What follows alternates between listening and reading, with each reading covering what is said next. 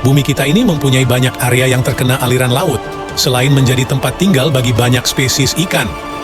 Ternyata manusia punya ide menarik dengan memanfaatkan laut sebagai tempat tinggal. Jadi, ada apa saja ya? Ayo kita bahas bersama-sama. Di masa lalu, mungkin kamu pernah dengar atau lihat hewan ternak yang dibuat oleh manusia, tapi tahukah kamu ada spesies hewan ternak yang dianggap paling sempurna? Iya, dia adalah kerang tiram. Kerang tiram dianggap sebagai komoditas yang pas banget untuk diternak, guys. Bayangkan saja, seberapa mahalnya harga mutiara yang berasal dari kerang tiram. Budidaya kerang tiram sudah ada sejak zaman Romawi kuno loh, guys. Tapi apa yang istimewa sekarang? Nah, para peternak bisa membesarkan kerang tiram di kebun bawah air, guys. Dengan adanya kebun vertikal ini, kamu bisa menyimpan ribuan kerang tiram dalam satu tempat. Selain itu, merawatnya lebih mudah dibandingkan dengan hewan lain karena kamu tidak perlu repot-repot menyediakan air dan makanan.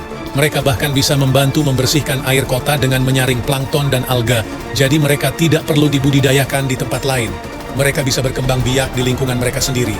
Plus, mutiara terbaik berasal dari kerang tiram, menjadikan budidaya kerang tiram sebagai alternatif bagi penjual mutiara.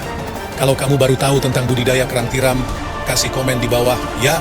Tahukah kamu bahwa pertanian juga bisa ditemui tidak hanya di daratan, tapi juga di bawah laut?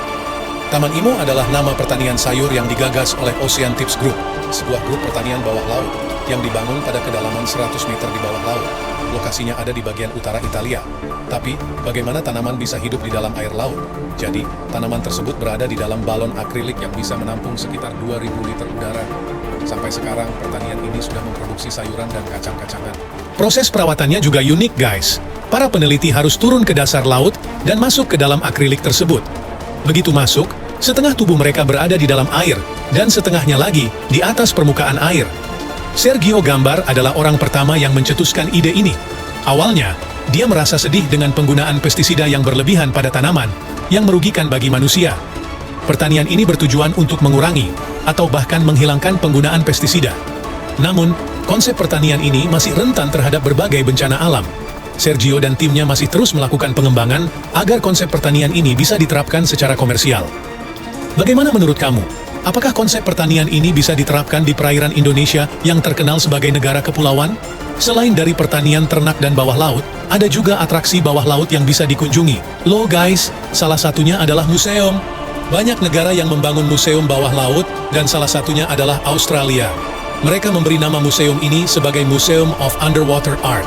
Ini menjadi alternatif baru bagi wisatawan yang ingin menikmati keindahan bawah laut.